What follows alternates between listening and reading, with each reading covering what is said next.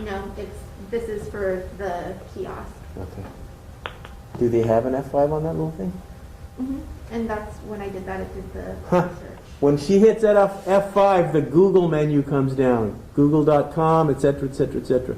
Why don't you click just on the screen? Yeah, Google shouldn't come down for it. You can try right-clicking and hit reload.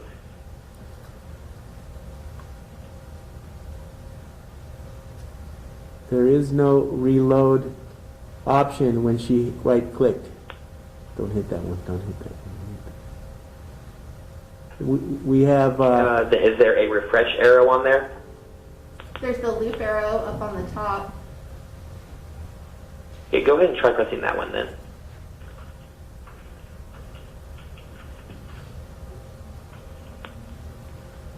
Yeah, we're still having like the black screen on our end. Can you try just logging out and back in real quick? Absolutely. It shouldn't affect your audio since you're connected the other way. It'd just be the video.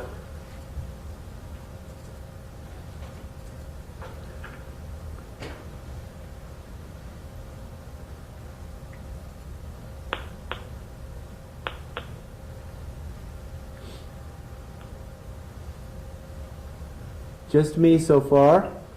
You got me? And let me just refresh on my end to see if that resolves it.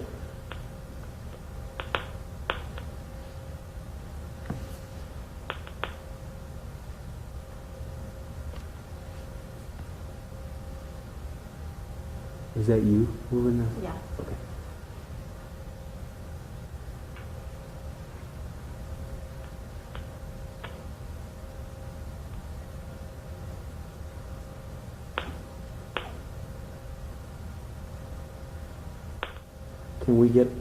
Should we get our technical people here? Yeah, I'm not entirely sure what the issue is. It's just showing me a black screen whenever your video comes up. All I see is a black screen. Now, right now it shows that you're not logged in at all on my... Oh, now it's showing that you're coming back in here. Let me try this for you, sir. There is a video icon in orange. Should we try that?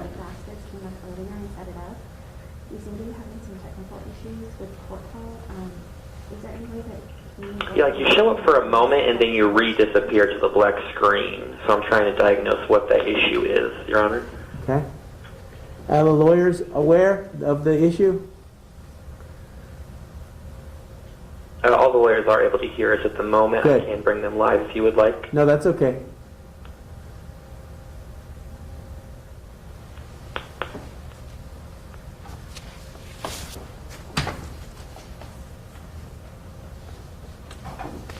Hi, John, this is Megan, contact 66.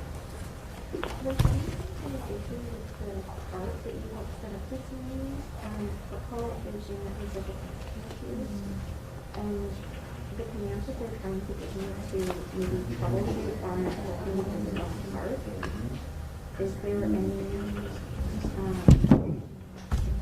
Mr. Video, may I Videos can present try it on my desktop Yeah. PC? Yes, Your Honor, that may be fixed as well. Okay. And then we're just going to have to readjust for you, okay? Well, I mean, we're still seeing everybody up there too, right? No, he's saying that I'm not even coming up on his screen right now, so that's the problem.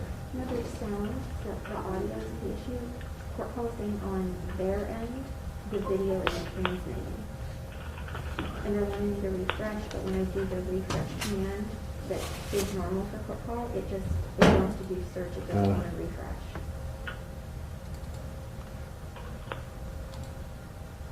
So you might have to video this screen. Okay. So I'm telling you, that's how we set up yesterday. Yeah, that's what the other photog was telling me. Mm-hmm. I was happy to see a big screen. I was like, Yeah, me too. Oh. We set that up especially for you guys.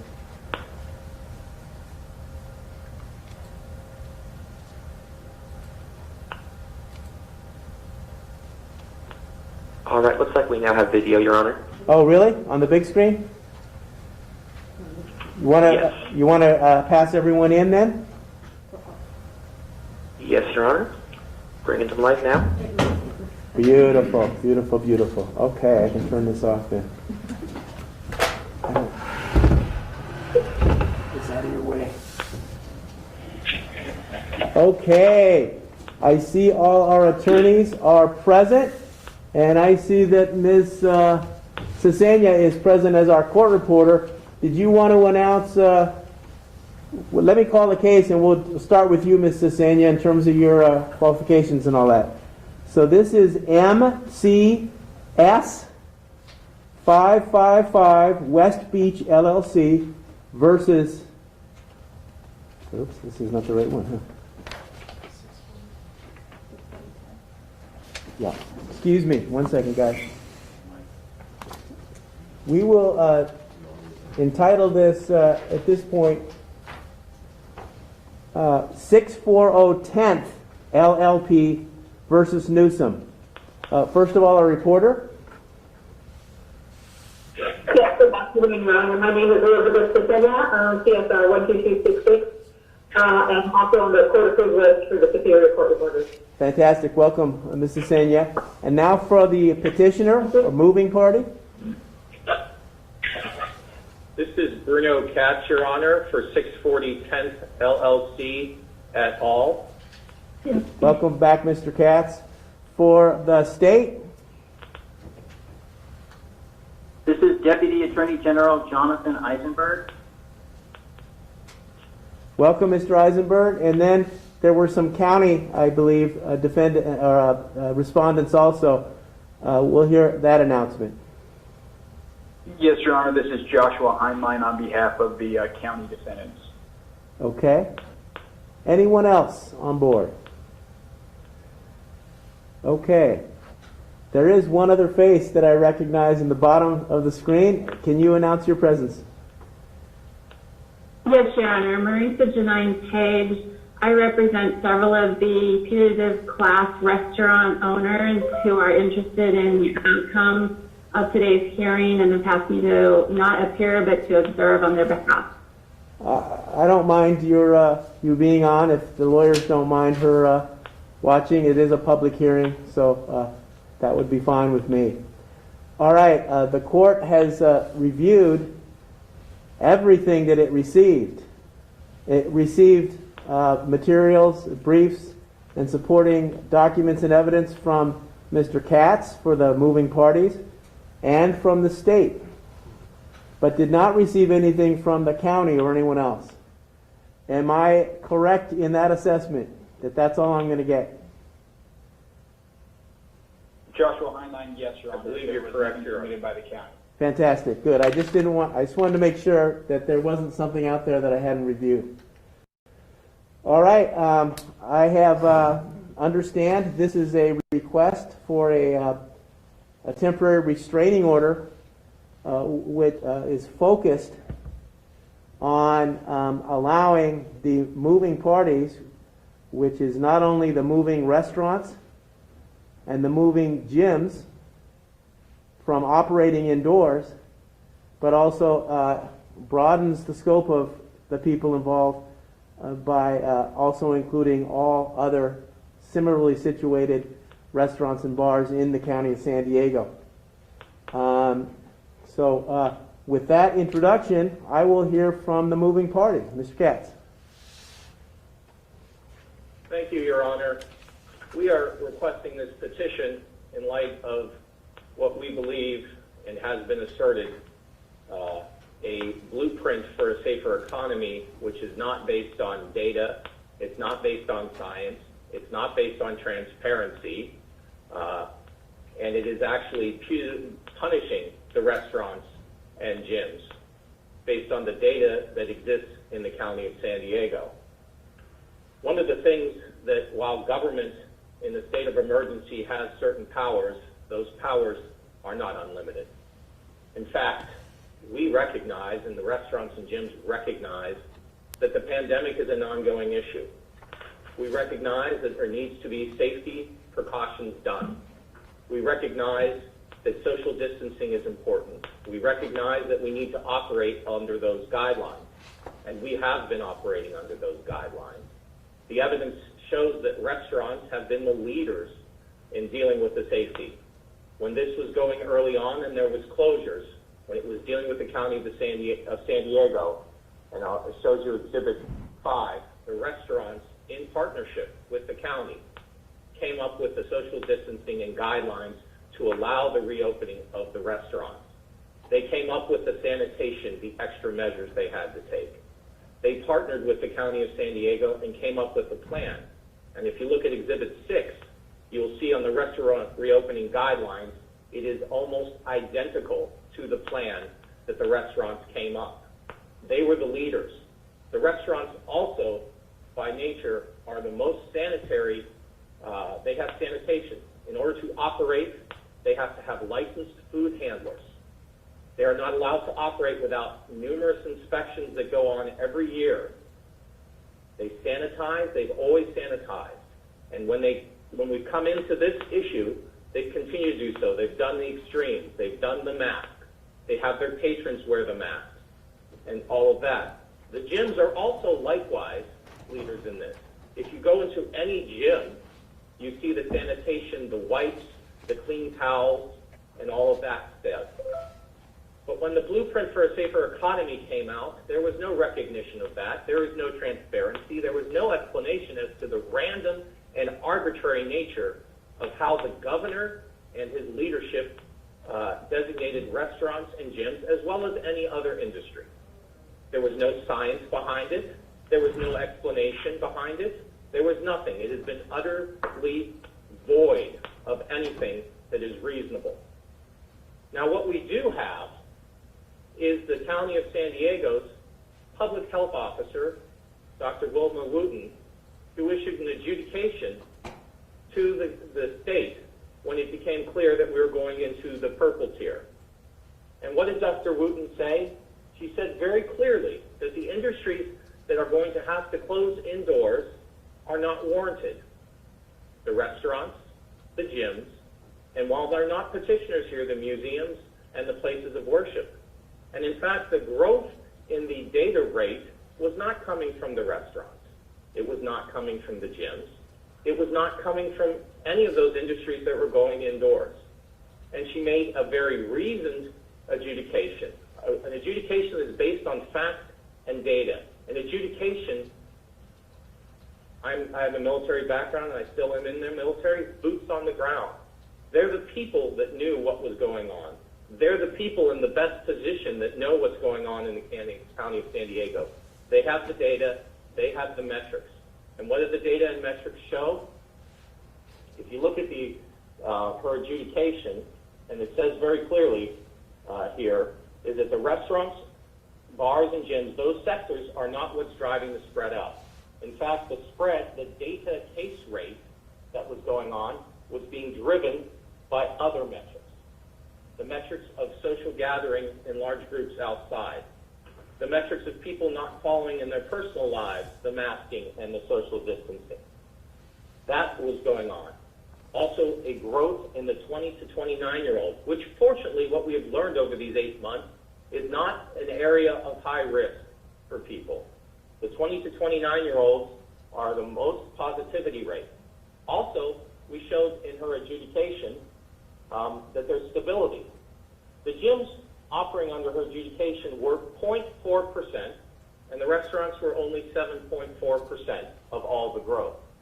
And let's put it in that perspective. If you look at her adjudication and you look at the data that the San Diego puts out, that isn't even what is the percentage of the actual positivity. What that is a survey and data that they ask, where have you been when you've tested positive? So that doesn't say that's where the infection is coming from. In fact, all that says is, I was at a restaurant, or I was at a gym, or I was at a place of worship, or I was at a retail store, or I was outdoors, or I was at my school. That's all the data says.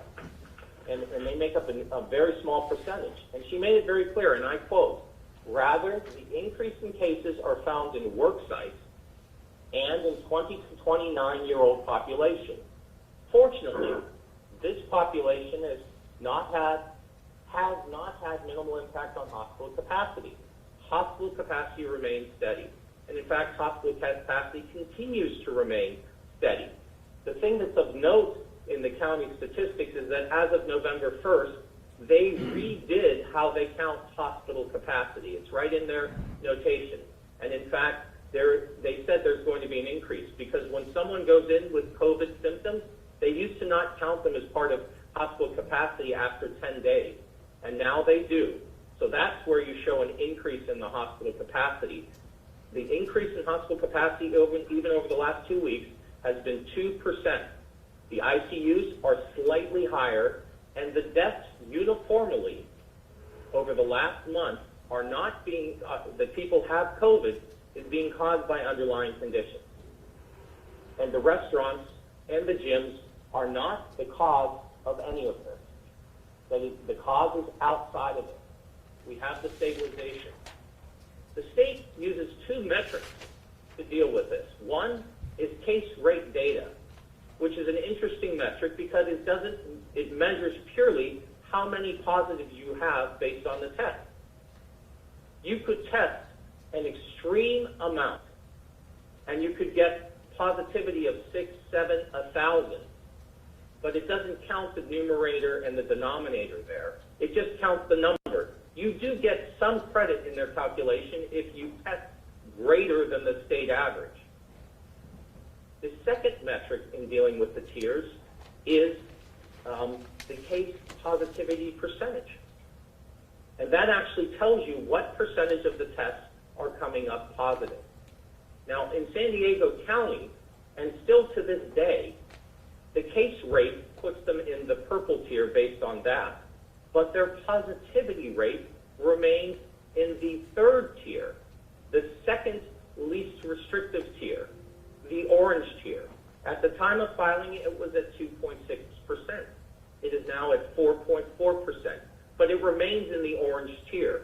In fact, all the other metrics that the county measures, other than community outbreak, which I'm happy to talk about, why that metric is an interesting metric, is in the positive rate. Hospital capacity, ICUs, PPE, tracing, interviews, all of that are in positive tiers, tiers warranting not to be in the purple tier.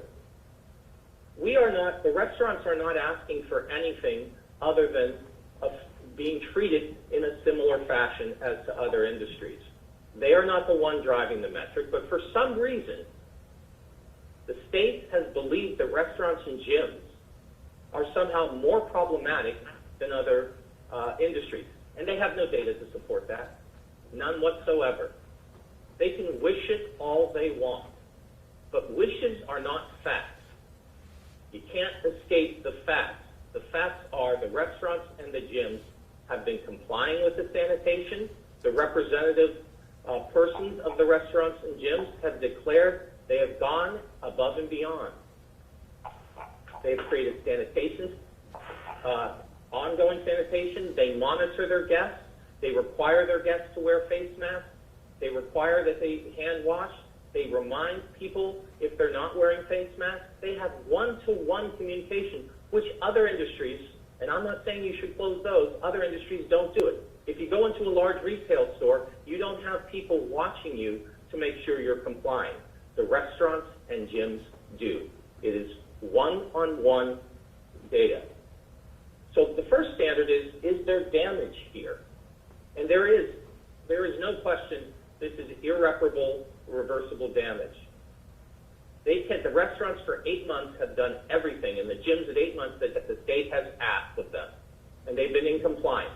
And if there are bad actors, the mechanism of the county, and through their enforcement, should go against the bad actors. But the good actors, the people who have been trying to make a living honestly, a living in an area that they didn't cause, a virus they didn't cause, but they have been castigated as somehow evil by the state in the way they've done it.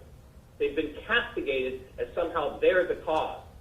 And in fact, if you look at the state's opposition Exhibit 2, Exhibit 2 makes it abundantly clear, if you read the whole document, that limited socially distanced space indoor is appropriate to deal with the restaurant industry. In fact, that study, for all its flaws with the way it simulates and simulating back in March and April, does come up to the conclusion that all scientists have ultimately come up to, that indoor dining in restaurants is safe while under limitations.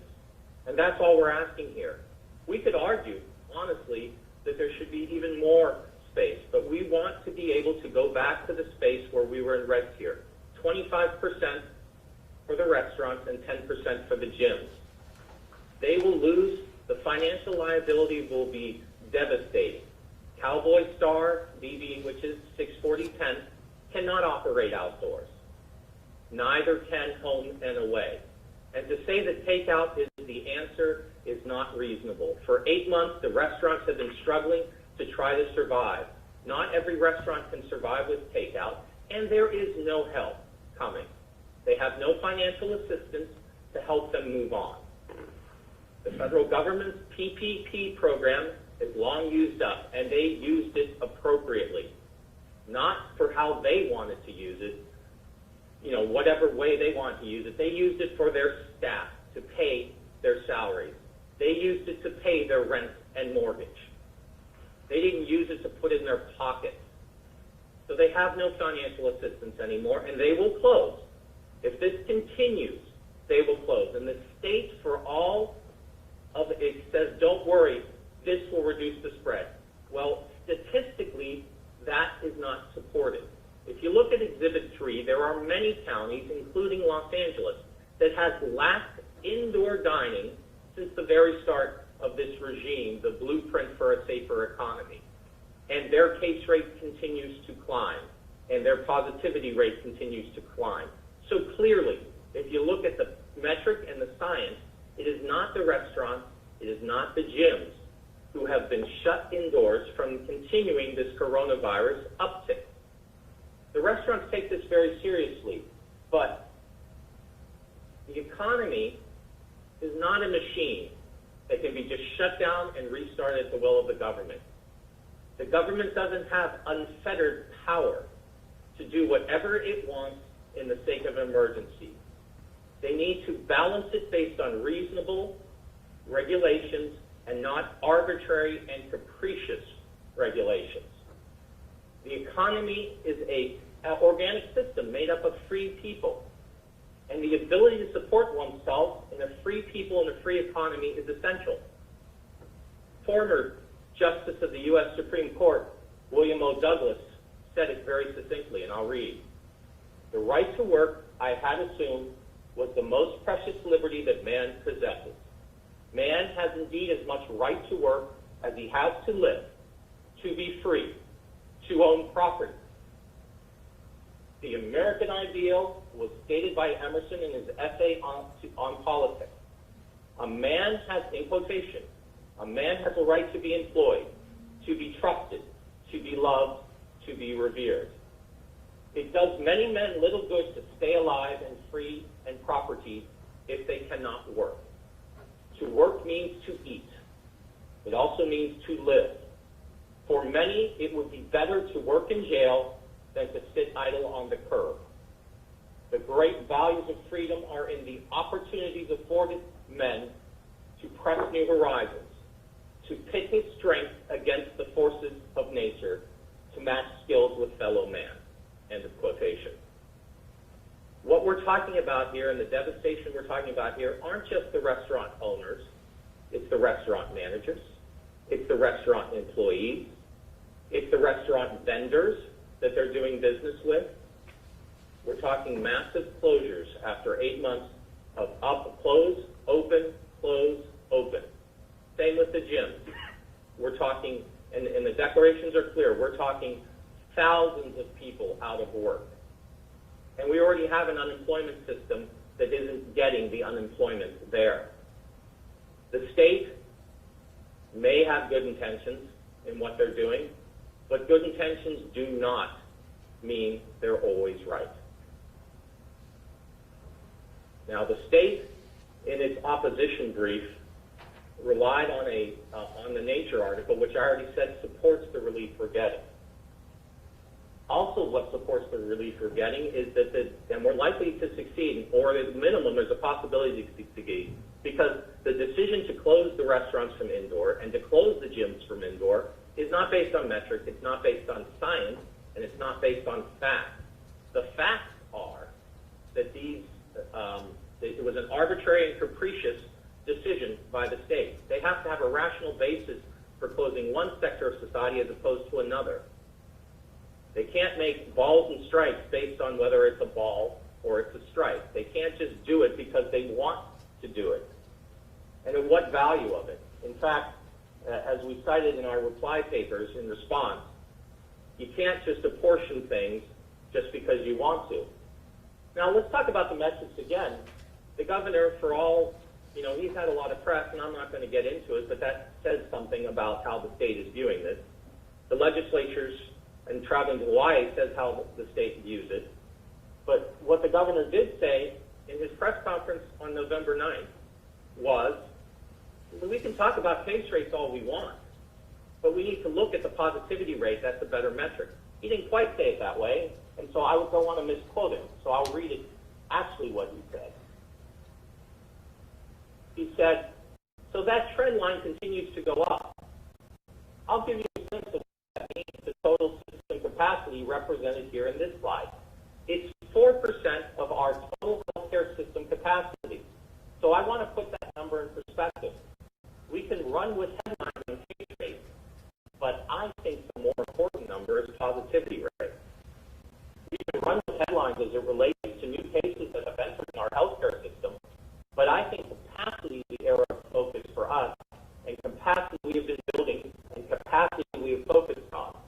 4% of our entire healthcare system capacity now has COVID-19. And the capacity is not an issue now, and it's certainly not driven by restaurants and gyms, as the data continues to show. Dr. Wooten said it succinctly in her adjudication, but she also said it in her press conference of November 10th.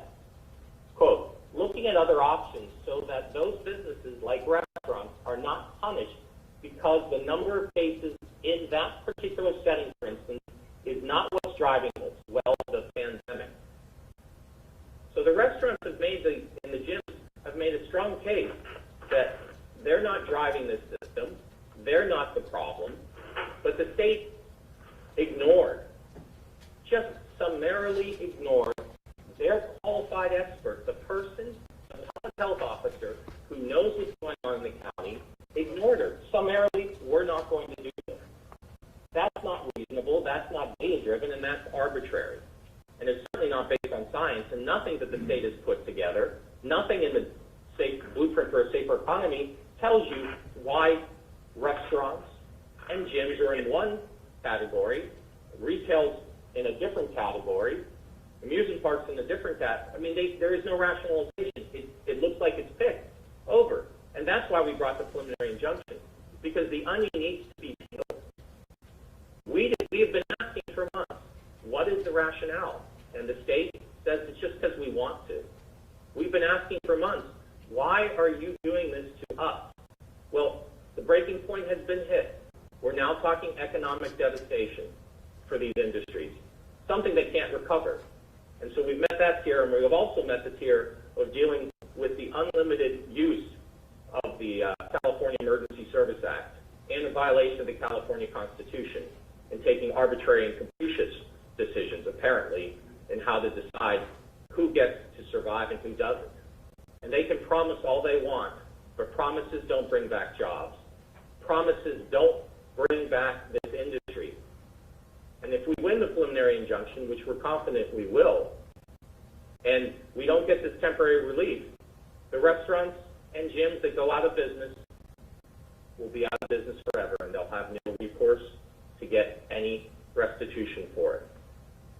So if you look at the whole picture, you look at the science, you look at the data, you look at the triggering factors, there's only one conclusion in our estimation. The temporary restraining order needs to be granted. And we need to peel the onion on this regime for a safer economy. We did ask the court to take judicial notice of two things. We understand this other decision is currently stayed, but it is a decision there, and ultimately the Court of Appeals will decide whether it stayed or not. It is also curious that the announcement of the state came after the late filing of the opposition as to now that we're operating in curfews.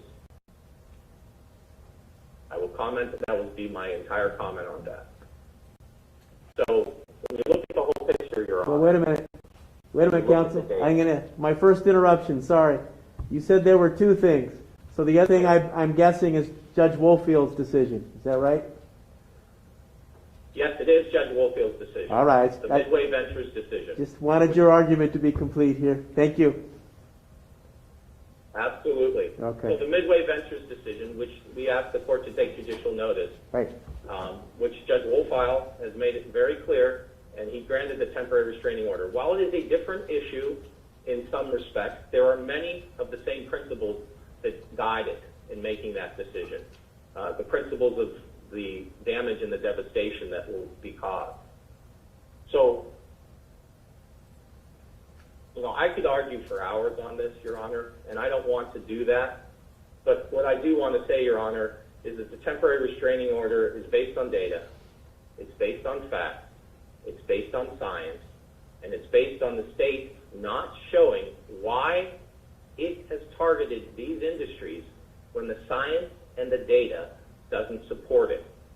So the economic devastation and the possibility of being successful in our preliminary injunction, we assert you need to grant us the temporary restraining order so that we can get back operating, and then we will peel the onion, so to speak, on the regime for the blueprint for a safer economy. As Dr. Wooten said very clearly, that closing of these industries will in fact likely have the opposite effect. It will go against the goal of the blueprint for the safer economy. I want to quote her here if I can get to it.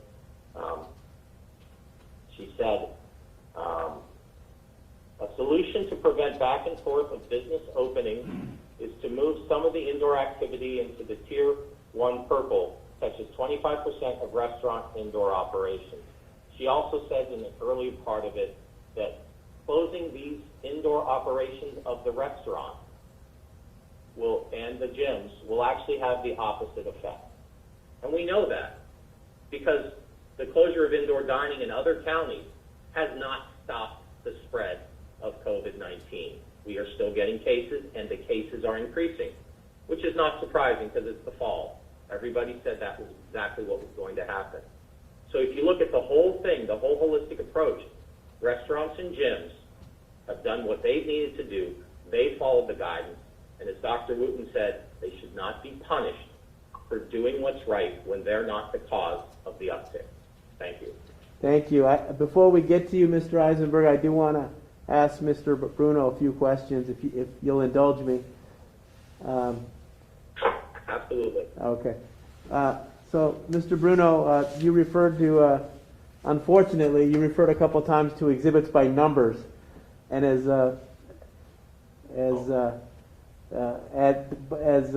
astute as I am, my memory is not quite so sharp anymore. But specifically, the question is the two times that you talked about the article or the study that had to do with the study of Miss Serena, Serina Chang, correct? The study that between March and May of 2020 of where the infection's coming from in metropolitan areas, correct?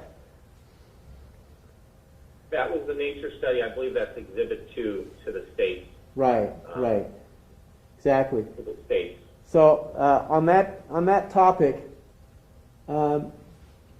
if you combine that particular study, which opines that restaurants and gyms are some of the highest points of infection, at least according to that study, and then combine it with the declaration of Dr. Soto, do we not have, and then combine it with the generalized increase in infection rates in California, specifically in California, is that not a formula justifying the purple rate for the restaurants, or the purple tier for the restaurants? And No, Your Honor. that's not a position stated by me. It's a question for you to expound on. No, Your Honor. First of all, the study has some flaws. It's simulations. It's not based on real data. It is a junk science study. It may be published, and it also was done early on in the pandemic. It didn't deal with what restaurants have been doing since May. It didn't examine that. It also ultimately reached the ultimate conclusion, that study, that in fact limited capacity at restaurants, and it talks about 25%, is appropriate. The study ultimately said it's mobility. It's the gathering of significant people in space. So the study has its flaws, and we are happy to expound on the flaws, but ultimately the study comes up with the same relief we're asking for, which is take us back to the 25%, take us back to the 10%, because back in March to May, the sanitation that was being done by restaurants, the sanitation that was being done by gyms had not increased to that point. At least in San Diego County it had, because they weren't open at that time. And the sanitation that has gone on, the increased sanitation that has gone on in both restaurants and gyms, makes it even more justifiable as to why the lack of, why the study is flawed, because you're not dealing with real-time data, you're not dealing with real-time science. The real-time science, the real-time data are the Department of Environmental Health that's going on in the County of San Diego. It is the checks, the 13,000 checks that they put in their adjudication, which is Exhibit 7, that they've done examining the restaurants. They're the ones that are in that position to know best. And they're the ones that have made it clear that the restaurants and gyms are not driving the study. The metrics support that. Okay. My second question to you has to do with one of the core and critical prongs that need to be proved to grant the relief you're requesting. That has to do with irreparable harm.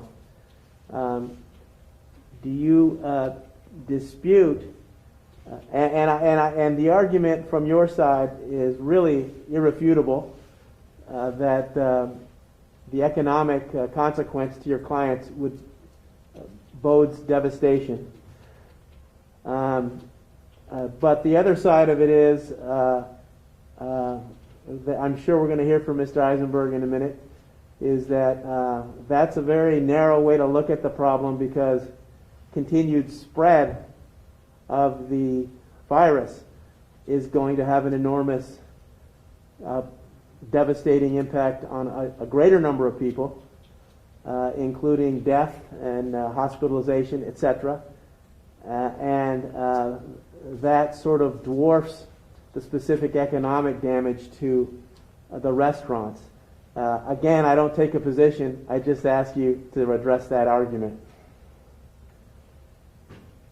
Absolutely, Your Honor. Happy to do so. Sure. Well, what we have learned, and what the data has learned, Your Honor, is that we're having increased positivity, but you have to look as to where the positivity is coming from, and where the majority is coming from. It's not, the gyms are at less than 1%, arguably, and I would argue that just because someone went to a gym, and that's why this data is so important. It says 0.4% of someone that was positive went to a gym. That doesn't mean that's where they got it. It actually doesn't mean anything like that. And it's 7.4% from the restaurants. That doesn't mean that's where the person got the positivity rate. You can cry. What the state is doing is leading based on fear, not based on data. What is the positivity rate that we're dealing with here? We're dealing with gyms and restaurants which are going above and beyond the sanitation. They're social distancing. They're following all the protocols and more. They're telling their patrons, and if they're not following the rules, they need to leave. They're doing counter checks with the gym, counting how many people that come in through a counter. He's actually doing contract tracing, one of the gyms, which is Fit Athletic, to do that. The spread is going to continue because it's going to continue, not because the restaurants are operating at 25%, not because the gyms are operating at 10%. So to say that, well, so then the argument is, well, then why are we dealing with retail at whatever percent we're dealing with? Why are we dealing with very close contact in personal services, where you're dealing with tattoo parlors, massages, haircuts, nail salons? And I'm not saying they should be closed either, because I don't think they should be. But those are much closer contacts than you're dealing with at a restaurant or at a gym. Okay. And so the data doesn't support it. And while you can't justify closing one industry over another unless you have metrics and data to support it, and they don't have that, Your Honor. So will the spread increase? Yes. And the hospitalizations are not going up exponentially. They're not going up with the same amount of the positivity rate. And we have plenty of capacity. All right.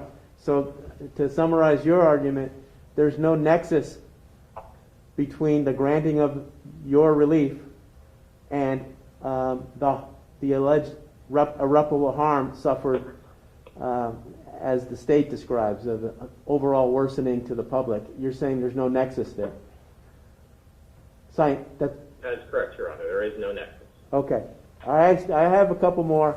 I'll probably save one for the end, but one more for you. We've looked very carefully at the complaint. And that's necessary in your request for a temporary restraining order, because the first standard that has to be satisfied is irreparable harm, and we've just now had a round discussion about that. But the second one is the probability of prevailing on the complaint. Our best read of your complaint is that you challenge broadly the power of the governor and the state agencies, and as well as the county agencies, to act under the Emergency Services Act, finding, at least in the state's case, the governor's, I should make that more specific, the governor's case, that it represents a violation of the constitutional principle of separation of powers, as well as the prohibition against the legislature delegating its responsibilities to any other branch of government, including the governor. And the relief that you seek in the complaint, if I may get there, is to declare Governor Newsom has exceeded that statutory authority, and similarly to the California Department of Health,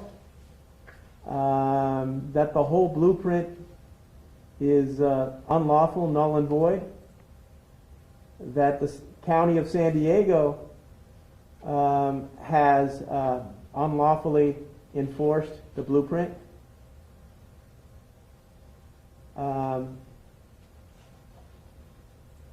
etc. And what was you've also recited legal theories and characterized them as counts, and those are titles that the governor's continuing industry closure through orders and restrictions exceeds his statutory authority, and likewise with the other defendants.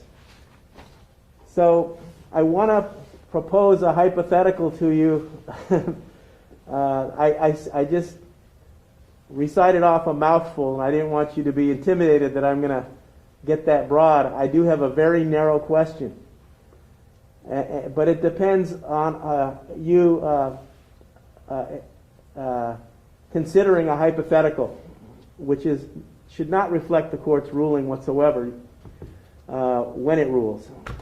The hypothetical is, let's assume that the court felt that generally the governor had the power to act under the Emergency Services Act, that the State Department of Health had the power to enforce the governor's plan and orders, as did the county. Where that gets us down to the issue as to whether or not the specific order to go into the purple tier for your clients, the restaurants in specific and the gyms, whether that was based on some scientifically reasonable data or explanation. And I want to know how that fits into your complaint, because we had a hard time figuring out where it fits in to your causes of action and to the relief that you're requesting. Meaning, just to make it a broad thing, hey, everyone's exceeded their power in carrying out this Emergency Services Act.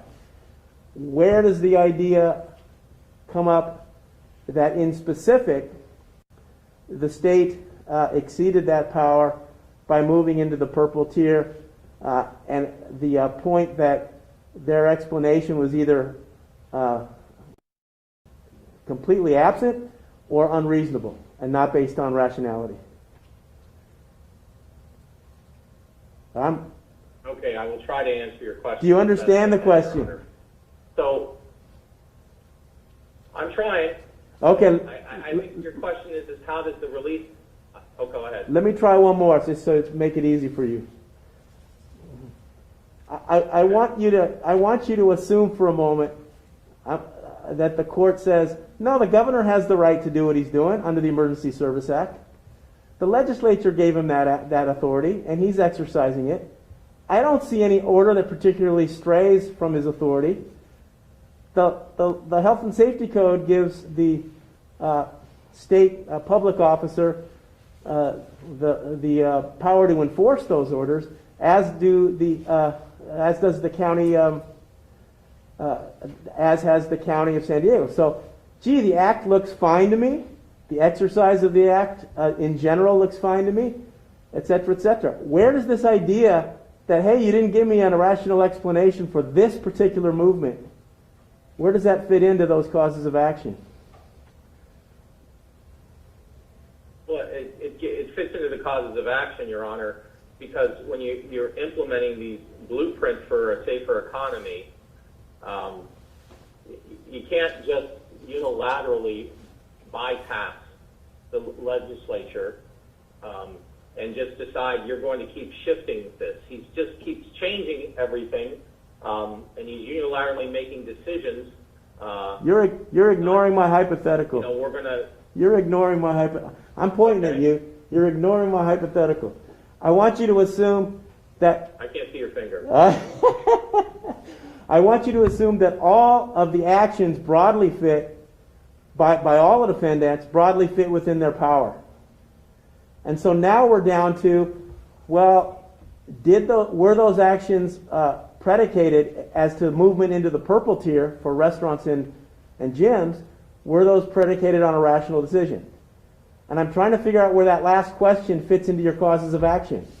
If the causes of action are declare unlawful the Emergency Services Act, declare unlawful the governor's making orders, declare unlawful the county implementing and the state implementing those orders, and if I said to all of those things, I don't think you're right about that, that leaves one issue, and that is, was the specific decision to move the restaurants and move the gyms into the purple tier with the attendant restrictions, was that rational and based on some kind of believable scientific data?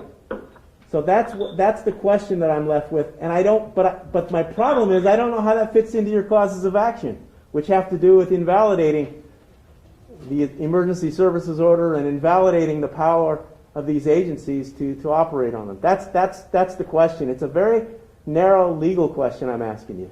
How it fits into your complaint. It fits into my complaint because when you do those type of actions, it's got to be consistent with individual rights and liberties. Okay. And it's got to be done only in areas of extreme peril, and it doesn't fit under that situation.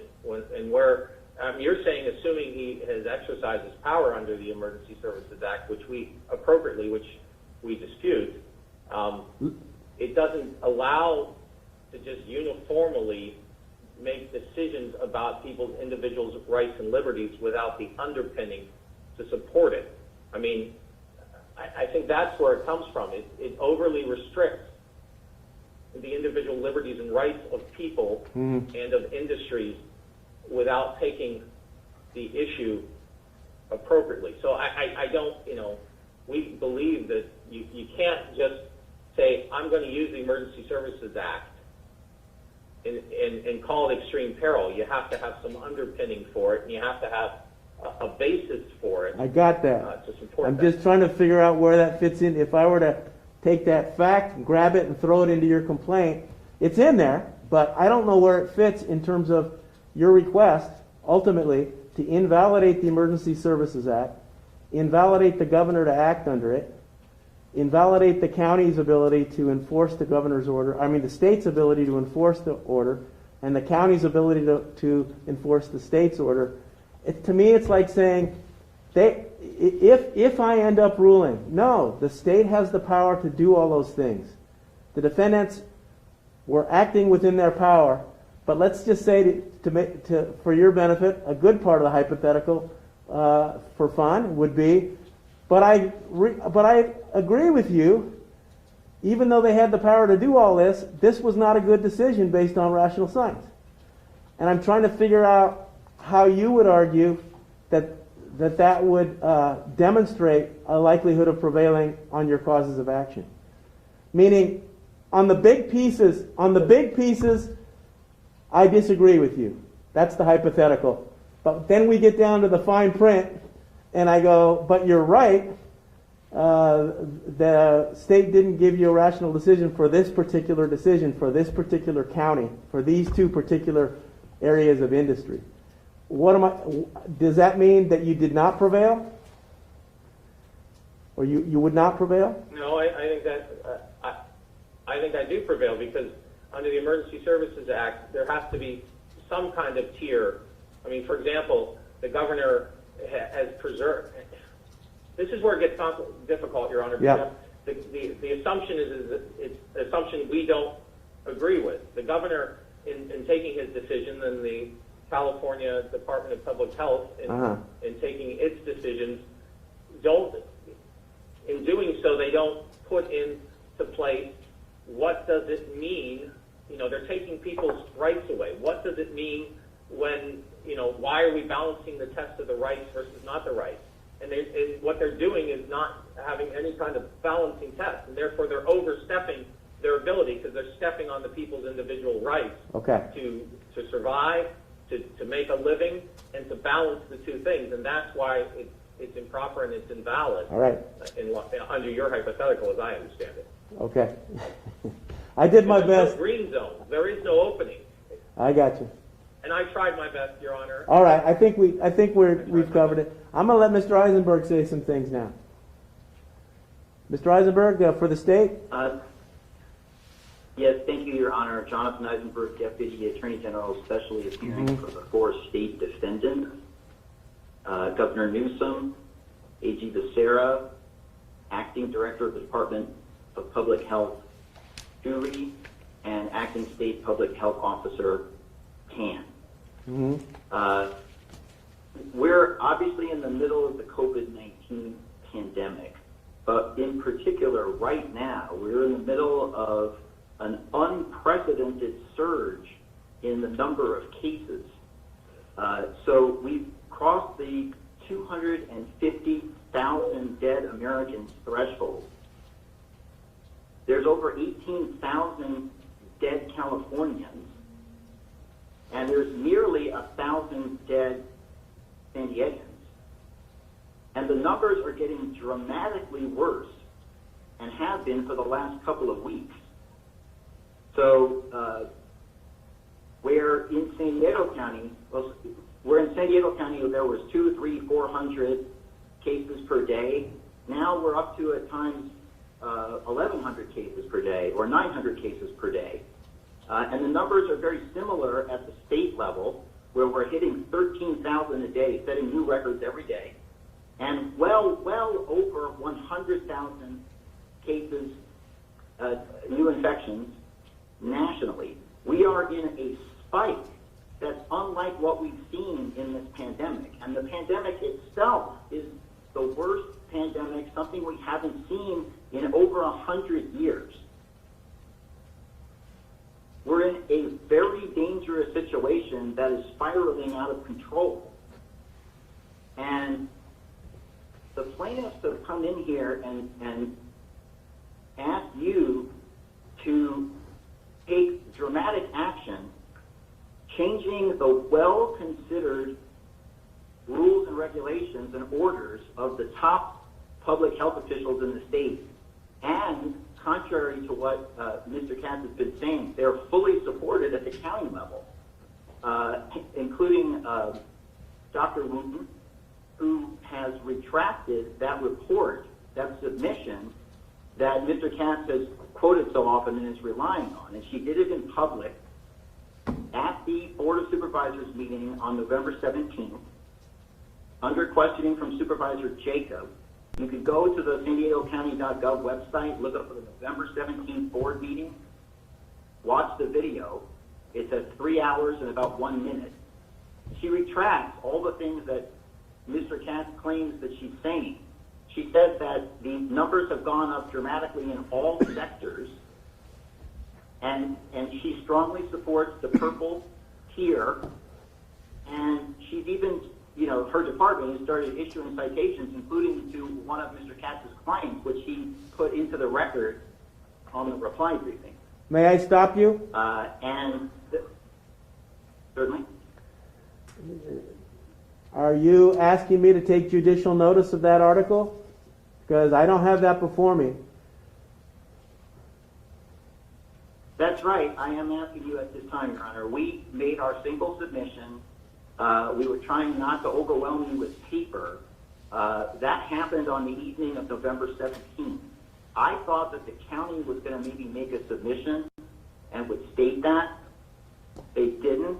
But if you can, Mr. Heinlein, who's on the call here, will confirm what I just said. You can read about it in the San Diego Union Tribune. Well, I can coverage of this case. I can go talk to I can go talk to someone on the street and find out stuff. But we're in a courtroom with rules. So I'm just trying to figure out, are you, Your Honor, what do you want me to do with that information? it's easily confirmable and it's indisputable and it's subject to judicial notice. We're Okay. in a TRO proceeding. Yes. It's an emergency situation. We're not bound by all the same rules of evidence. Well, I think And it's fact. And All right. I want to correct misrepresentations by the other side on something where the next point that I'm going to make is Okay. he's asking you to free thousands of restaurants and gyms in the middle of the worst part of the pandemic to go to practices that the top public health officials in the state have said are unhealthy and will lead to mass death. Those are the stakes. And so I apologize for not being absolutely perfect in the submission, but I was a little bit caught off guard by the misrepresentation All right. that is happening. And Dr. Wooten just changed her position a few days ago on the evening of the 17th. All right. I will take that under submission, that request for judicial notice. I know, Mr. Katz, I'll circle back. Can I object? I'll circle back to you. Yes, your objection is noted for the record. I'll circle back to you on a rebuttal on that issue, okay, Mr. Katz? It's important that this very severe decision be based on correct information. Mr. Katz has claimed that there's absolutely no science and no data supporting the blueprint, and it's absolutely wrong. The top state officials who are medical doctors, who are public health professionals, have spent months and months and months refining the blueprint. And the tier system is well backed up in data. The nature study that I cited completely supports the approach that the state is taking with the blueprint. You can think of it as the idea of a light dimmer versus a light on-off switch. The state is making an attempt to balance the interests here. The state is not denying, and of course we could not deny, that there is great economic hardship hitting business sectors, hitting business owners, hitting workers, hitting families, hitting children in school. We are not denying or downplaying that. We have made a carefully considered calculation with this tier system, with the different business sector guidances. It's all thoroughly backed up by data, by the soundest medical science available. The idea that it's some arbitrary or capricious product is completely at odds with the reality. We did not overload you with submissions. The long declaration of Dr. Watt, who works for the state, the long declaration of Dr. Rutherford, who is an independent academic, independent of the state is what I mean. We would be very happy to give you more information on a full preliminary injunction schedule. And we're very happy to defend our position on an ordinary preliminary injunction schedule. But I still want to give you a lot more information. This information is changing by the day. Well, and then again, there's misrepresentations that Mr. Katz has made, many things that he said that were not in the record, and I need to rebut them. absolutely, you can do that. I'm giving you as long as you need today to do that. But I just violated the protocol. But what I want you to tell me, this Dr. Rutherford declaration, that's something that I did not see in your papers. Mr. Katz, That's correct. Did you see Dr. Rutherford's declaration? Nope. Okay, No. all right, go ahead. I have not seen Dr. Rutherford's declaration. I haven't seen any other declaration. No criticism, Mr. No criticism. I'm just trying to make sure that I see everything. That's all. Right, and again, I said we took the approach of not wanting to overwhelm you with the papers, because you have to make this decision on an expedited basis, and we try to respect that. But we have a lot of data. There's months and months of data. The Stoto report makes reference to study after study. There's a vast literature. You're going to have to, Objection. Mr. Eisenberg, you're going to have to argue the data that's before the court. That's all I'm asking. So, I mean, that's the rules of engagement in a court of law. Is that I look at what I have. Mr. Katz was not abiding by that. All right. You may be talking. I'm sorry. Go ahead. Go ahead, Mr. Eisenberg. I'm certainly aware of that, but Mr. Katz has made numerous misrepresentations of things that are not in the record. All right. So all I'm telling you is we have a ton of data to back this up. The Stoto declaration scratches the surface of it, and I'll be happy to explain. I'll be happy to explain. If you look at the Nature article completely supports the approach that the state is taking. That's the article that's in the record here. Okay, it's based on this data. Gyms and restaurants are the top spreader locations. If you could go about 9 pages up from the bottom, there's a chart that shows the additional infection rates based on people attending full-service restaurants or fitness centers and a whole group of other places like used merchandise stores, pet stores. It's about 9 pages up from the bottom. Full-service restaurants are way out on the top right side of the chart. There's a #1 place for infections.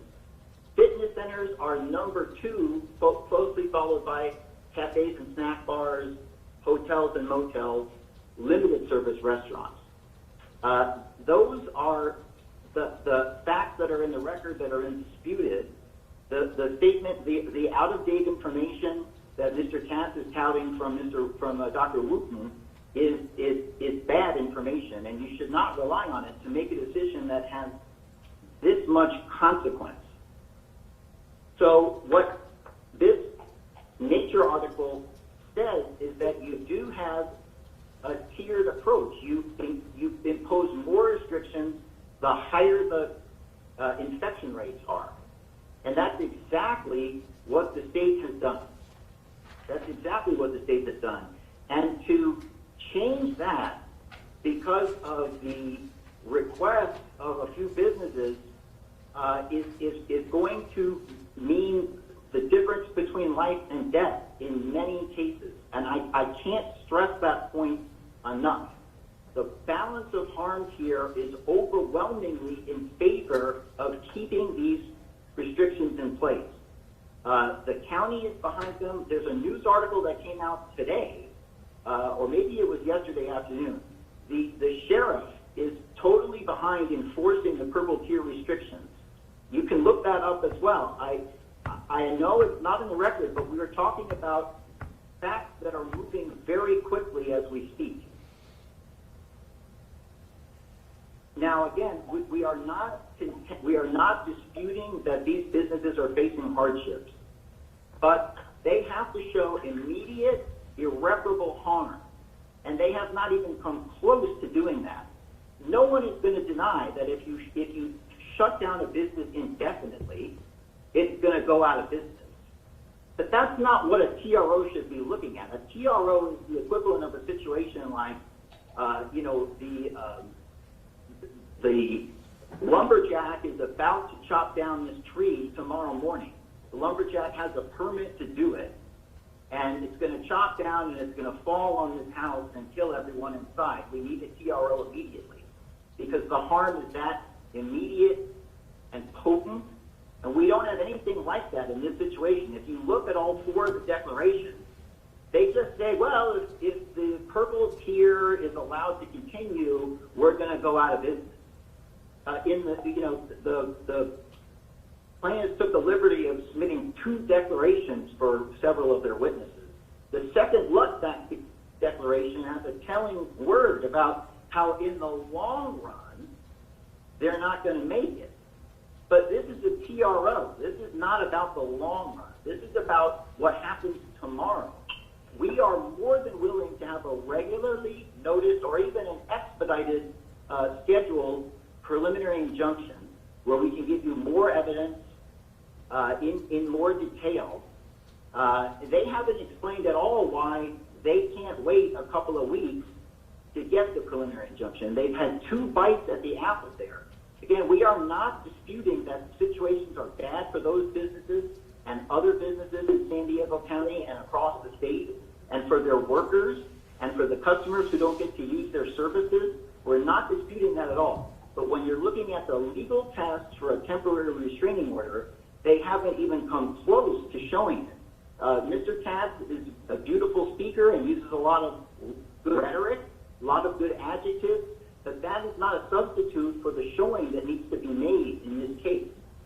So, again, it's in contrast to a situation where statewide, the number of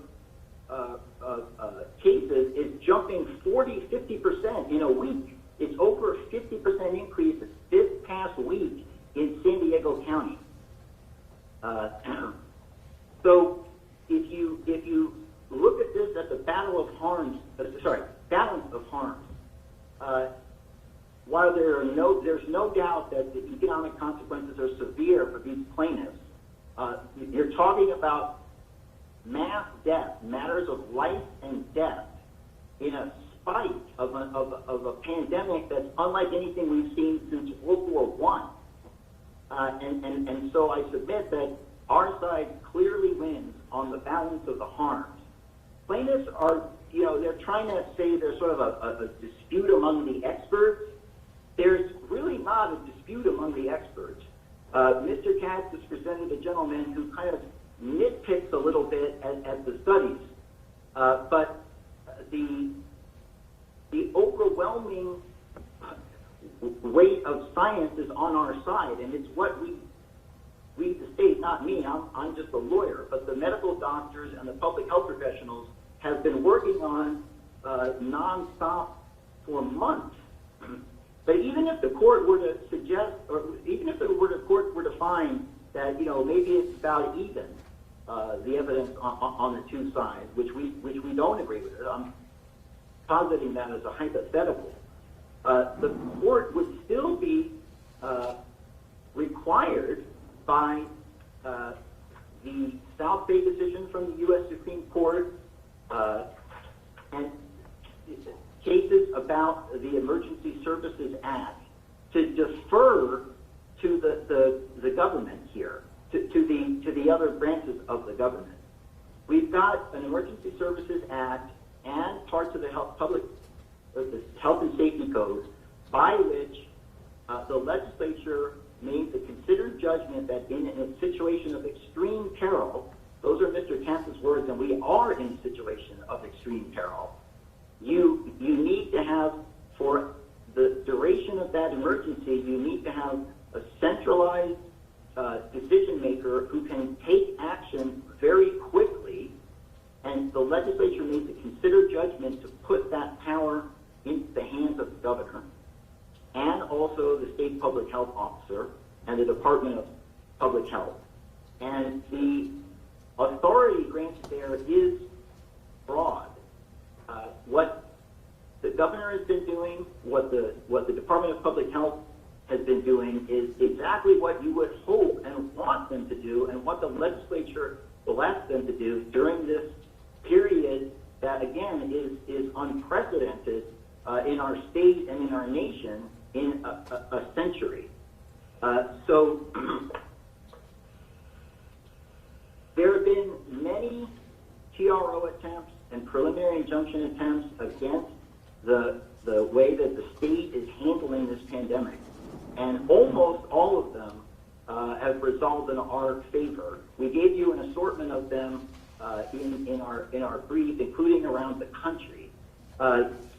To issue the TRO here, Your Honor would be going against the other two branches of the state government, the San Diego County Sheriff, the San Diego County Public Health Officer, and what almost all the other courts that have confronted these important decisions have done.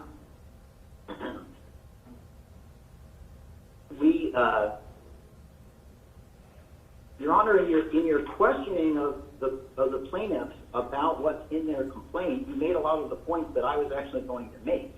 The plaintiffs are asking to invalidate the entire Emergency Services Act, which has been upheld by courts before and has never been struck down before. We've had this law or something like it since World War II.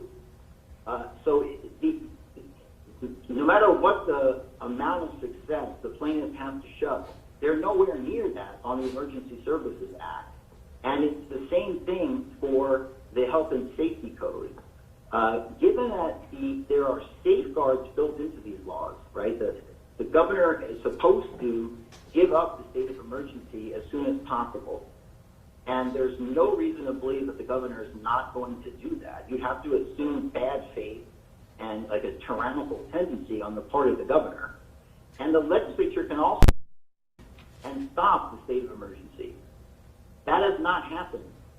And so the separation of powers argument, ironically, would put the court in the situation of being the one to overrule the considered judgment of the executive branch and the legislature on topics that they have the expertise on. And so the separation of powers claim, the excessive power beyond statutory authority, those claims are exceedingly weak. And in part because they're so broad, and that works in favor of the state and against issuing the temporary restraining order. We also have a similar situation with the request in this case. Again, it's not just to allow these 4 businesses to open. It's to allow thousands of businesses across San Diego to open because the plaintiffs believe that they are the health experts. They know that they should be in the red tier instead of the purple tier. That's exactly the kind of question that's committed to scientists, to medical doctors, to public health professionals, not to business owners. Mr. Mr. Katz said that these businesses, the restaurant industry and the fitness industry, have been the leaders in helping the states develop the COVID-19 protocols and orders. Well, for their own industries, that's true, but you know, the motion picture, television, and music production industries also had heavy input and put in place many protocols on their own. The same is true for daycare centers, child care centers. There's nothing special about the restaurants and the gyms that they should get better treatment than the rest of the state because they supposedly played a greater role in helping to promulgate the regulations or in helping to voluntarily take precautionary measures. That's somewhat a slap at all the other industries in the state because all the industries in the state as a whole are doing that. I'm not saying that there are not independent actors who are going astray. So, you know, in the papers that Mr. Katz and the plaintiffs have submitted, they said, how is it fair that personal care businesses are allowed to open? Well, there's a very reasonable and correct scientific explanation for that. When you go to get your nails done, when you go to get your hair cut, or you go to get a tattoo, almost always you're in a very small space. You're not dealing with crowds of people. And it's the mass numbers of people that increase exponentially the risk for everyone involved, right? And restaurants and fitness centers, they tend, you know, if business is going well, they tend to have large numbers of people. And that's exactly the problem. The plaintiffs have somewhat admitted that's this problem because they're not asking to be allowed to reopen completely. Mr. Eisenberg. There's a dog present. Mr. Eisenberg. Not my dog. I actually have my dog in the room. It's my dog, and I apologize, Your Honor. Can you take a moment to take care of that situation, Mr. Katz? I am trying. All right, go ahead and take a moment. We'll take a brief break, and we'll come right back to you, Mr. Eisenberg, okay? Is there something physically you can do Okay. in the way of a significant other who could take care of that situation? I can try. Why don't you do that? I can try. I'll allow you to walk away and come back. We will not discuss the case.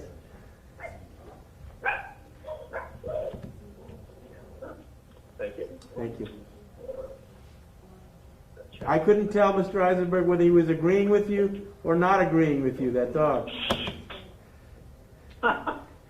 So, my dog is a COVID dog. I got a dog during the COVID time. Yeah. And he's a rescue. Right. And we picked him specifically because he's extremely quiet and submissive. He's a very big dog. He's a mixed pit bull. We're off the record, Miss Sasania. Off the record. Oh, I'm sorry. I thought we were off the record. We are. You are. Yeah. But anyway, Brownie, I'm sorry. My dog doesn't hardly ever bark. Yeah. That's fantastic. All I'm worried about is that he might need to go to the bathroom. Then I have to let him out of the room. Yep. All right, Mr. Katz, what do you think? I think we're okay. All right. Proceed, Mr. Eisenberg. We're back on the record. On with the court. Okay, I believe I was talking about the ask, the request for relief here, and that there is an admission, a tacit admission that restaurants and gyms are places that easily turn into super spreader places, and it's because the restaurants and the gyms are asking to open only at very, very reduced capacity. And so, again, the idea that there's no basis for imposing the kinds of restrictions that are being imposed right now on these businesses is false. And again, it's tacitly, the correctness of the state's position is tacitly admitted by the plaintiffs here. So I would, got a couple more points to make. Sure. The Jacobson opinion from the U.S. Supreme Court, 1905, the Prince opinion, the South Bay opinion from the Supreme Court recently that we quote, emphasize that in situations of uncertainty like we're in, and even though we've been in this pandemic for 8 months or longer, we're in a period of great uncertainty right now because of the spikes. The courts need to defer to the politically accountable branches of government that also have the scientific and medical expertise at hand. With that, I would welcome your questions. Okay. And further opportunity for dialogue. Thank you for letting me speak for so much. No problem. This is important. Mr. Eisenberg, I do have some questions for you. Are you ready? Absolutely. We have a specific decision that was made by the state that seems to me, at least factually, is at the core of, I'm going to say controversy, because I don't know still don't know where it fits in sort of legally. But that dispute is the state declaring, because of the case rate, that we're in the purple zone now, purple tier. And that has the consequence of restaurants and gyms being unable to operate inside, although they are free to operate outside. When that order was made, it went down the chain from the governor, it may not have actually, but figuratively, from the governor's order to the state public Department of Health order to our county health officer, Ms. Wooten, or Dr. Wooten, excuse me. And Dr. Wooten got the order and said, wait a minute, there is no proof that restaurants contributed to this increase that caused us to go to the purple. And by the way, if you look at the red tier on case positivity, we're still in the red tier, I believe it was. Although I thought Mr. Katz might have suggested orange or something, but I thought at least when this was filed. We are in the orange tier. Now, but not when the orange tier, and we still are in the orange tier. Okay. And so Dr. Wooten basically said, here is my formal adjudication form, the process of giving input, and said why, almost explicitly said, why should we punish restaurants and gyms when their inside operations have not been proven to contribute to the increase in the infections? And what came back was, your request for adjudication is denied. In answer to that question, which is again posed by Mr. Katz and his clients, you have provided me the declaration of Dr. Soto, which was excellent, by the way. I don't think I've read a scientific writing that was more user-friendly and yet very scientific and well written. And has referred me to an article by would-be Dr. Chang. She's working on her PhD, but participated in that study about where it is that we're having problems with infections, what locales within a metropolitan area. And my takeaway from Dr. Soto is, hey, the system in general, the tier system in general, was a well-reasoned, well-supported system supported by scientists, used in California, used in other states, even in other countries. And it was created from scientific input. And it's a sound system. And then we have, and by the way, and then we have would-be Dr. Chang saying, we did a study between March and May of 2020 that showed in part that restaurants and gyms were locations that resulted in high spreading of the infection, especially compared to other businesses. So that's interesting also. But Dr. Soto, and I'm getting to my question, Dr. Soto, in many places, in his declaration, states, it's about 5 different times he states that this system is based on the evaluation of contexts, contexts for our contexts. It's context dependent. It may change over time. It should be supplemented by targeted protection of vulnerable populations. He says it's specific control strategies in the population constitutes a health approach that must be tailored to circumstances,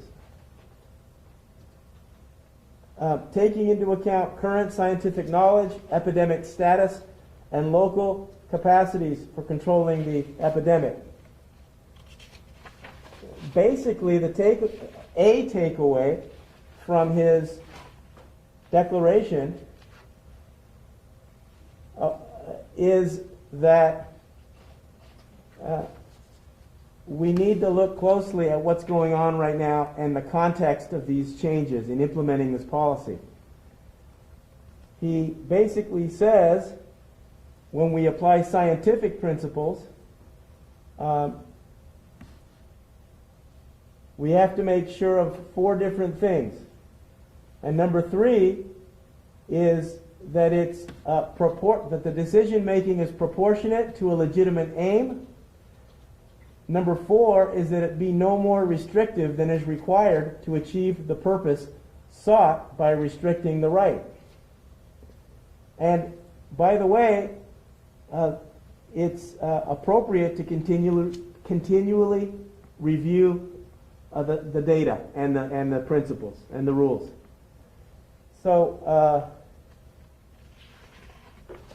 my question to you is, Mr. Katz probably would be asking you, what was the state's specific reason for rejecting Dr. Wooten's analysis as reflected in the request for adjudication? And have you provided any evidence of the logic behind it? That's my hard question to you. Okay. Absolutely. So I am aware that the state's rejection was somewhat cursory, and I don't have a written explanation from the state to provide you.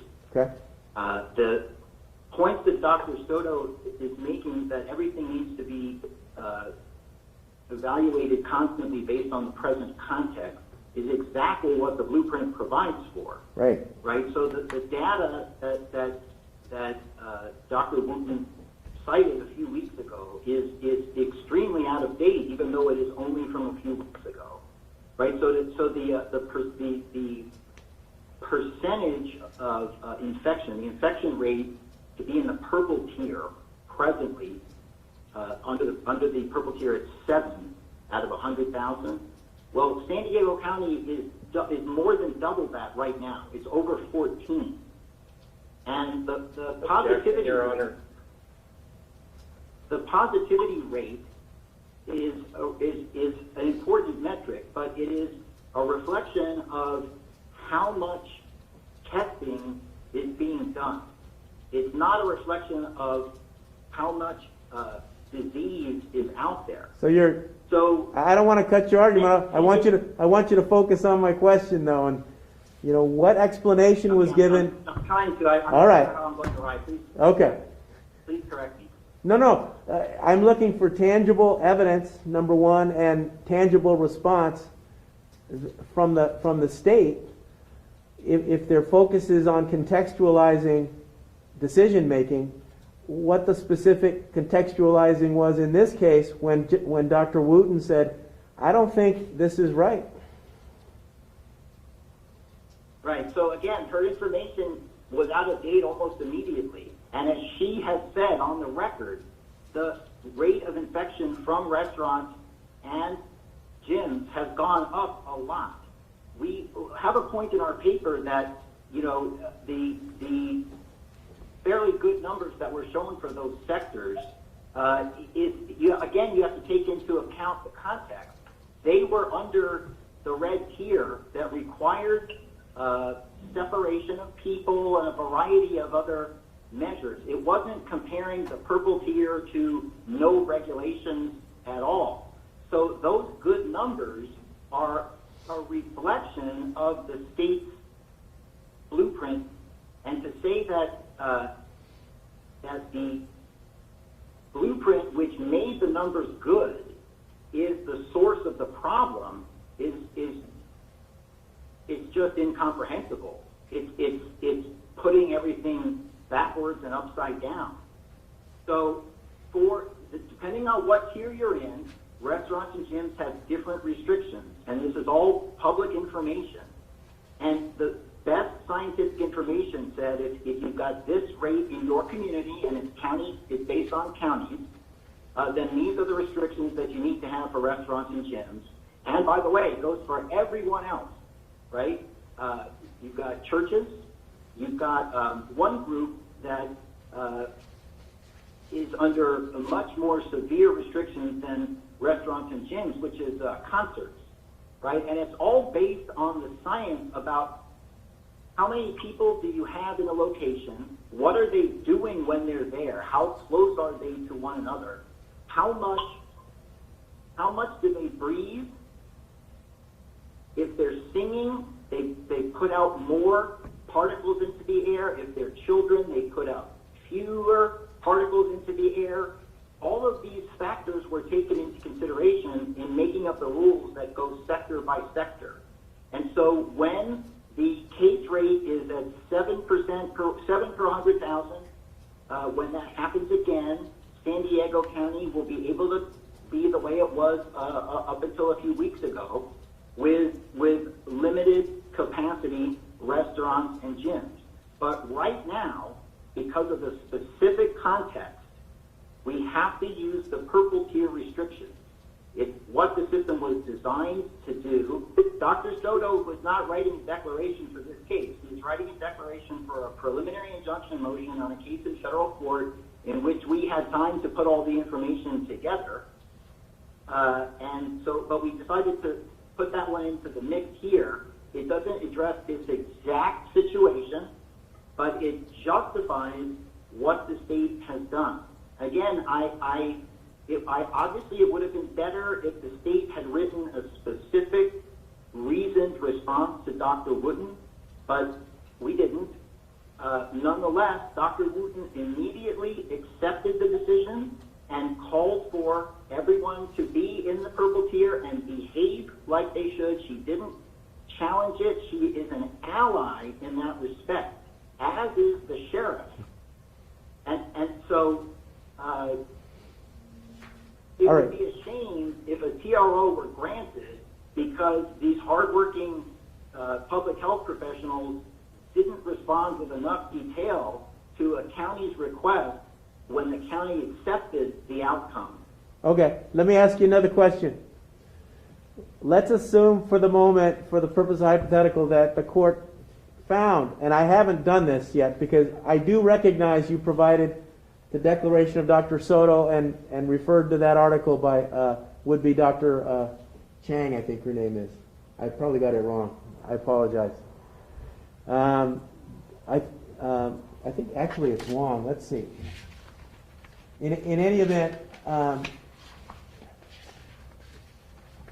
let's say I found that there wasn't an adequate response and that I didn't see a rational decision that was made by the state in denying the adjudication.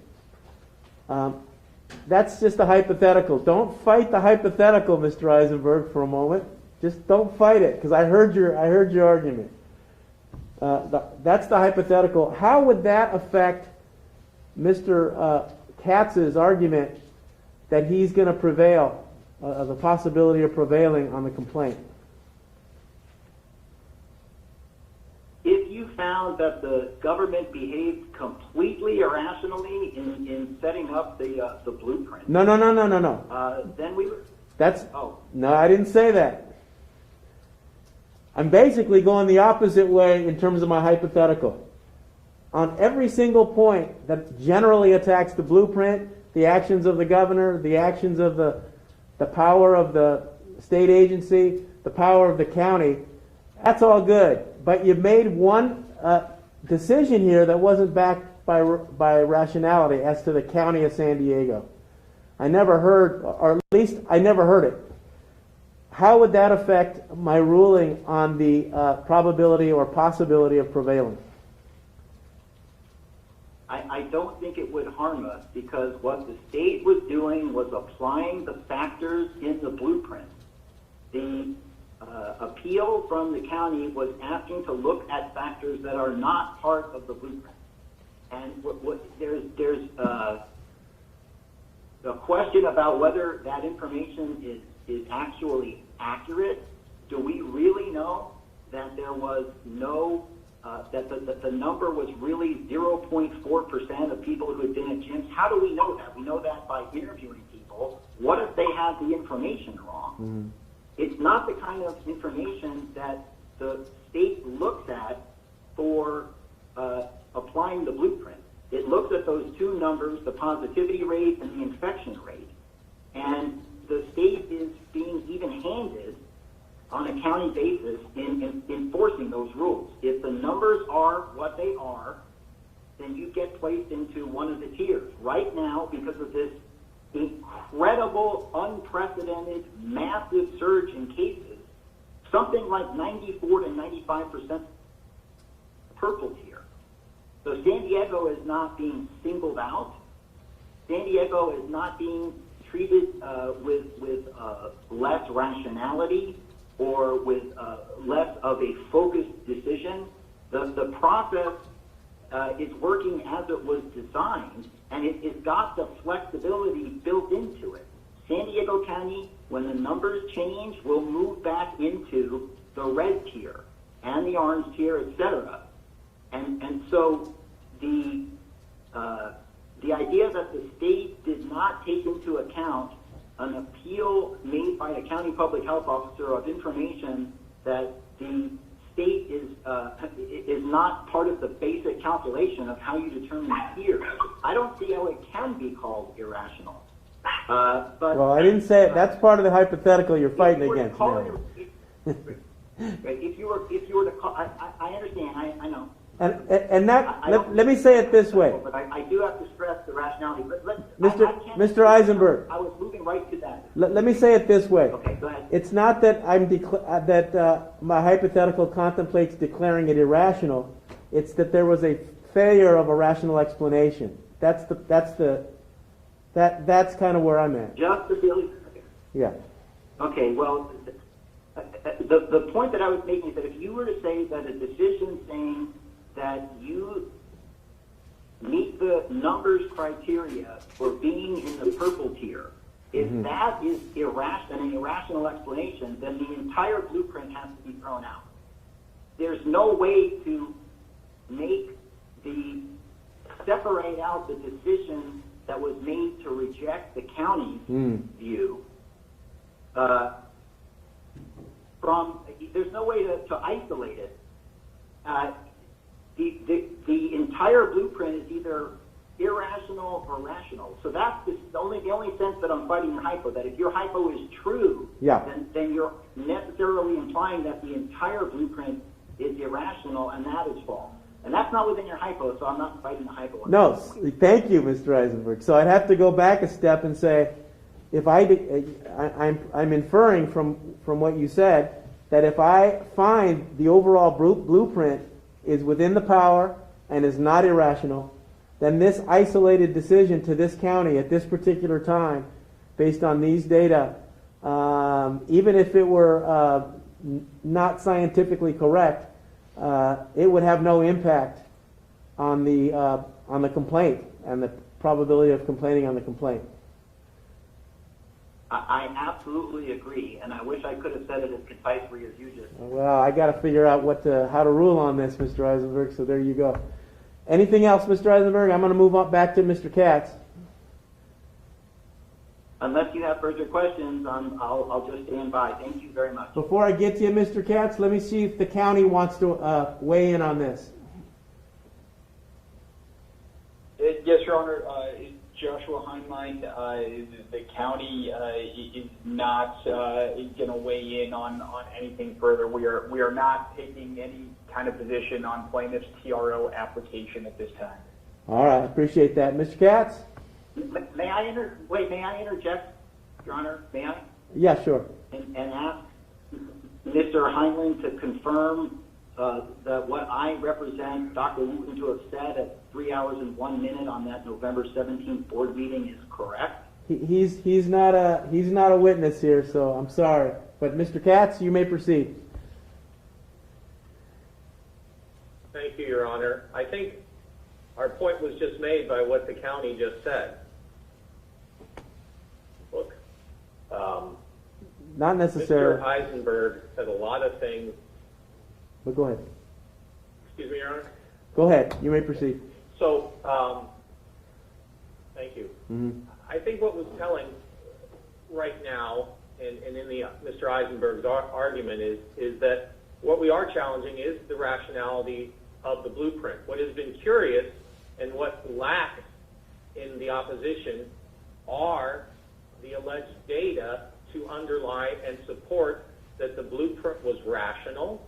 It was done within the powers of the governor and the State Department of Public Health, that it was done with all of these things he claims exist, but the data is not there. Where is the data? And that's where we've been struggling with for a long time, as the lack of data. Why is purple tier 7%?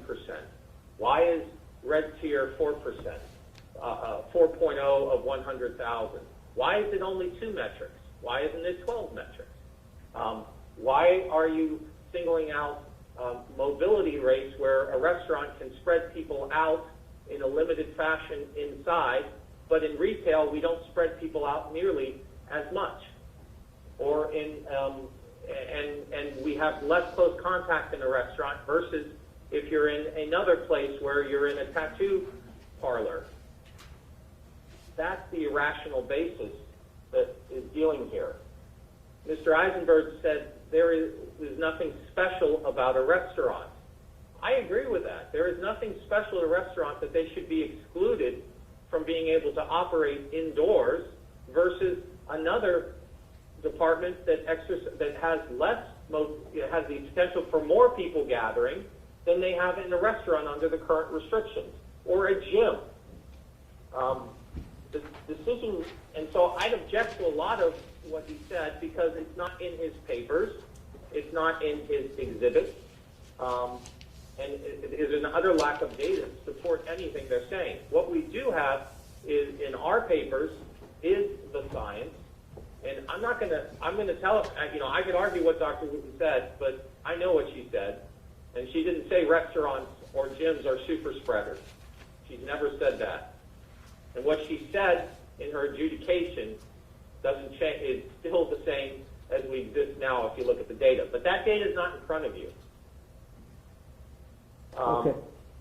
So it is in that simple. There is no special treatment, and ultimately we are challenging the regime because the regime, I think when you peel the onion, it's not going to be based on ultimate science. It's going to be based on, and we don't have that. We don't know what the regime looks like because there hasn't been transparency. All there has been, honestly, is the state saying, trust us. We know what we're doing.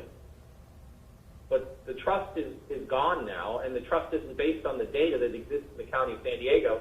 And I could argue for the whole state the trust isn't based on that. And the data that you have in Exhibit 3 shows that there are many counties, in fact, all of the counties that have been under purple tier, and you're seeing the case rates go up significantly. San Diego County continues on the positivity rate to be in the orange tier. And you're only controlled, and our Hubert Allen made it clear.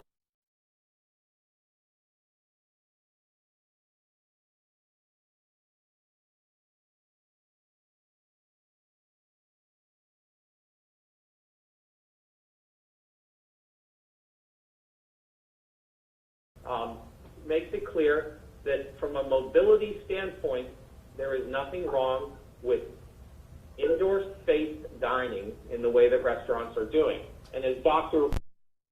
said very clearly in her adjudication, she said, penalizing the impacted sectors for case increases is wrong, as these sectors continue to do the right things while trying to weather the ongoing pandemic and the back and forth of reopening. I think that's as clear as day, and there is no evidence to that contrary. Additionally, she states, the closure of indoor restaurants, especially during the wintertime where outdoor dining is not optimal, will move individuals into homes and encourage gathering, which is one of the high-risk areas of cases. In general, closing indoor capacity for these sectors contradicts the state's concept of the blueprint for a safer economy, as these sectors continue to be among the hardest hit, causing closures and other devastating cuts. So actually closing the indoor will do the opposite effect. And she's the one that has the data. Dr. Wooten is. She's the one that is doing the analysis. She's the one that understands operating under the flawed regime for a safer economy is not done with fair and equitable consideration and was done irrationally. And that's why we need the TRO, Your Honor. That's where the possibility of success occurs. Because the regime, on a full briefing, we believe will show that that there was an overstepping of power. There was an overstepping of the Emergency Services Act, and nowhere did we say that the governor doesn't have that power, but there needs to be balance here.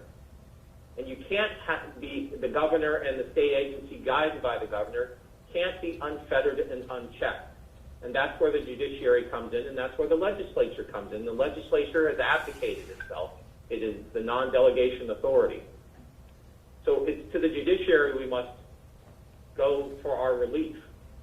And ultimately, that's what we're asking, because there has been unfettered power, excessive power constitutionally through the Emergency Services Act under the regime.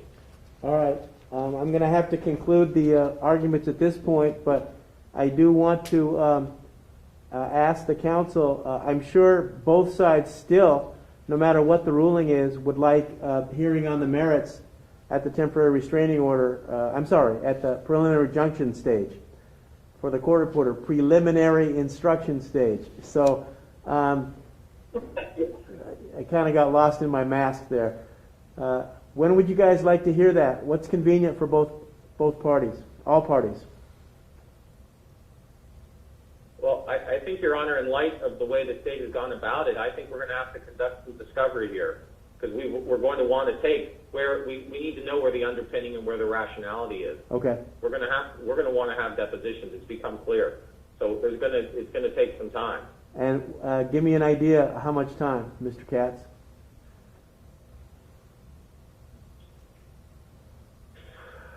If we can get, if we're all under cooperation, end of January. Okay. Early February. Mr. Katz, you agree with that? I know a lot of it's dependent on the ruling, but but I'd like to set it up now at least. Your Honor, are you talking to me on Mr. Eisenberg? Yeah, what did I say? I'm sorry, Mr. Eisenberg. Yes, I was talking to you. Okay. I wish you had given me a little bit of an opportunity to rebut the final points that Mr. Katz made, but Well, go ahead. he's now revealed, Why don't you answer my question first, and then I'll give you a chance to rebut. I'm going to answer in a way that makes a bit of a rebuttal, and I'm trying to present that to you. All right. Waiting even 2 weeks at this stage is going to lead to mass death. But he's saying that if he gets the TRO, it's going to be in place until the end of January. That's not a TRO. A TRO should not be for more than a very short period of time. Also, if he wants the PI hearing at the end of January, I'm happy to take that. But there's no way that you could justify having a TRO in place for that long in the middle of a pandemic that is surging out of control, and with thousands of restaurants and gyms open in San Diego County in the interim. It is a formula for the morgue. All right. So then go ahead and answer my question then. So we should have this on an ordinary schedule. There's absolutely no need for discovery. This is about the balance of harms. It's not about whether we on a TRO can produce in one day a detailed explanation of every decision that the court, that the state made. So we should operate on an ordinary PI schedule, maybe 2 weeks out, maybe 3 weeks at the outside. There's absolutely no reason for discovery. All right. They have the entire burden of proof. We don't have to justify every little thing that we did to avoid a TRO. Mm-hmm. And so they've admitted that they don't have the information. So they should go for a preliminary injunction on a reasonable schedule. Okay, thank you, Mr. Eisenberg. That was a very long discussion about when we should have a preliminary injunction, but I appreciate that. Given that there's not agreement, I'll make my decision on when we have that. With that, so that'll be a part of the order that you get. We'll have included in it the preliminary injunction date. I probably won't have it on a Friday. It'll probably be on a Monday or Tuesday or Thursday. More likely Tuesday or Wednesday. So just to let everyone know. And I think that's all I need from you. Oh, I did have one other question. It is 3:30 p.m. Certainly everyone is entitled to a clear exposition of the court's ruling in writing. But I'm worried a little bit due to the length of the arguments, which were excellent, by the way, counsel. I appreciate them. Except the counties. That's the only one that we didn't hear, but that's all right. And that's a little levity in the face of seriousness here today. I am wondering if we are rushing to get our writing completed, whether two different options. One is to have it by, let's say, noon on Monday, and two is to have the conclusion sent to you, and then the writing come on Monday. Or we can do we're going to do the best we can to get it done by 5, but I'm worried. So does anyone have any problem? Does anyone have without a long speech, does anyone have a preference? Mr. Katz, I'll start with you. Oh, I thought you were frozen. Go ahead. No, I'm not frozen. I'm contemplating. Okay. I think we would like a rational written decision. Obviously, we'd like it today, but I think we would prefer to have a rational written decision so that we could examine it. So Monday would be good? Monday would be good, Mr. Katz, under the circumstances? Under the circumstances, Monday is fine. Okay. I'm hopeful that you know what's going on, and I Sure. can't promise that I don't know what's going to happen. Well, like again. Mr. Eisenberg, Monday, okay with you? They got to file. They filed 2 rounds of briefing on a TRO. You heard from them and you gave them a rebuttal. So I got 1 round of briefing and 1 presentation. Mr. Eisenberg, I thought you were done, sir. Because I asked you, No, I asked you what date. I asked you what date you want the preliminary injunction on, and you gave me 15 minutes on that. I thought that was it. So go ahead. Okay, I answered your question at the beginning, which is Monday is fine. But I have to protest the way this proceeding is going on. And I'm not trying to be obstreperous. But if you're not going to take, if Mr. Cass, you got to put in 2 things and put in misinformation about Dr. Ruman and is not backing down from it, then we should have an opportunity to put into the record the video, the public statement, because it guts his case, even though what he's arguing about is not what he should be arguing about. It's all about the balance of the harm. Didn't you request judicial notice of that? I want to make that point. Didn't you request judicial notice of that? You said that you might take judicial notice. Did you say? Let me ask you a question, Mr. Eisenberg. Let me ask you a question, sir. Did you ask to take judicial notice of that? I did ask you. Thank you. I'll take it under submission. What's your next point? I can submit the material. Pardon me. What's your next point? I can find it myself if I need to. What's your next point? Okay. Well, I answered your question, and I wanted to reiterate that this case should not be decided based on whether the state can produce detailed scientific information at a moment's notice about any decision happening anywhere in the state. That's the rebuttal point that I really wanted to make. All right. Anything else, Mr. Eisenberg?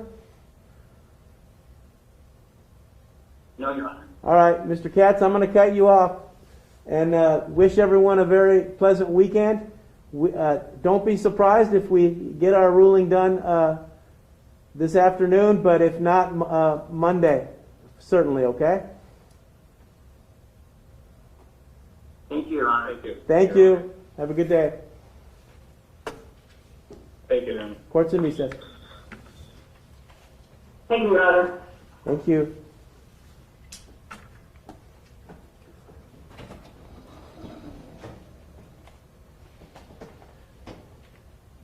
You want one more shot? Thank you, sir. Thank you, man. Thank you. Good to see you. Good to see you. How did it go?